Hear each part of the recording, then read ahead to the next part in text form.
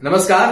हरियाणवी गाने लगातार हिट हो रहे हैं, हरियाणवी सिंगर्स लगातार हिट हो रहे हैं, लेकिन आजकल एक और चीज बहुत ज्यादा कॉमन जो हो गई है वो ये कि हरियाणवी सिंगर्स भी कंट्रोवर्सीज में बहुत ज्यादा इंक्लूड हो रहे हैं, बहुत ज्यादा इंडल्ड हो रहे हैं कंट्रोवर्सी में। हरियाणवी सिंगर्स की अगर बात कर ले, आप मासूम शर्मा की बात कर ले, ढांडा न्योलीवाला की बात कर ले, आप सिंगर रैपर बादशाह की बात कर ले, इसके अलावा हैरी लाठर का विवाद कुछ समय पहले देखने को मिला था, प्रांजल दहिया की अगर आप बात कर ले, ये तमाम जो सिंगर्स हैं वो पिछले कुछ समय में कंट्रोवर्सी में बहुत देखने को मिले।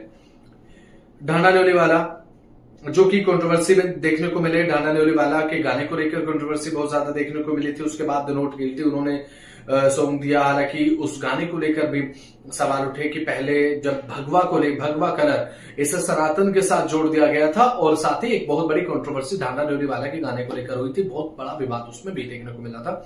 और हालांकि उसमें बाद में माफी भी मांगी कि वो किसी की भावनाओं को आहत करना नहीं चाहते थे। और मासूम शर्मा का हाल ही में देखने को मिला आपको सरपंच विवाद क्या हुआ था, सरपंच के साथ विवाद, पूर्व सरपंच के साथ विवाद, और उसके बाद ये बात कही गई कि भाई बहुत ज्यादा अब अहंकार में आ चुके हैं मासूम शर्मा, इस तरीके की कंट्रोवर्सी उन्हें लेकर हुई।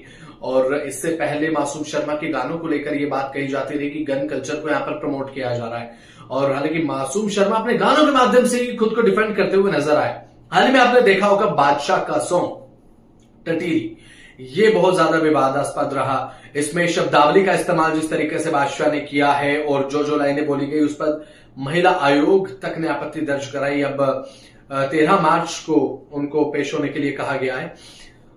आजकल के जो गाने बन रहे हैं और इन गानों की जो शब्दावली है वो क्या इंडिकेट कर रहे हैं? क्या हम ट्रैक से अलग हो चुके हैं?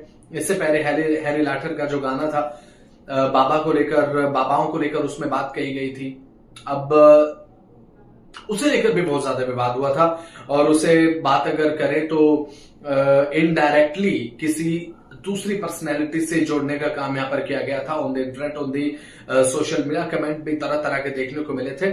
और सिरसा को लेकर बात उन्होंने की थी कि सिरसा वाले बाबा, इस तरीके से अपने गाने में उन्होंने जिस तरीके से कंक्लूड किया था वो पूरा सेंटेंस, उसका एक अलग मतलब हालांकि सोशल मीडिया पर जरूर यहां पर लोगों ने बताया, जो लोगों ने अपने अकॉर्डिंग मतलब निकाला। और ये पूरा का पूरा इस समय जो देखने को मिल रहा है ना इस इंडस्ट्री में, हरियाणवी सॉन्ग्स में लगातार पिछले कुछ समय से हमने टटेरी में देखा, मासूम शर्मा के सॉन्ग्स को लेकर आरोप ये लगे, ढांडा न्योलीवाला, और ढांडा न्योलीवाला के साथ साथ अभी फिलहाल जैसे कि मैंने आपको बताया हैरी लाठर। तो कला के क्षेत्र में क्या हो रहा है, एक ये सवाल हो जाता।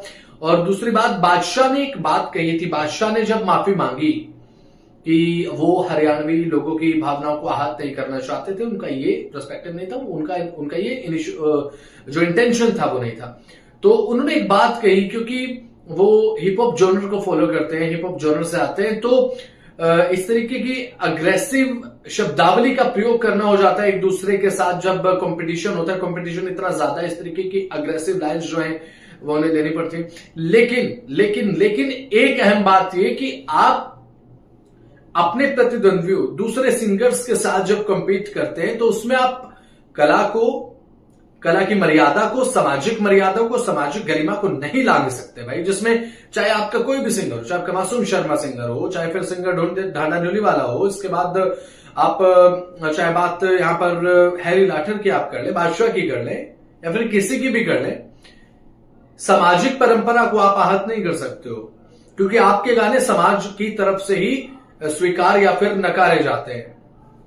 समाज को इग्नोर नहीं कर सकते आप, समाज की भावनाओं का सम्मान तो आपको करना होगा, वरना होगा यही कि आपको माफी मांगनी पड़ती है, आपके गाने हटा दिए जाते हैं।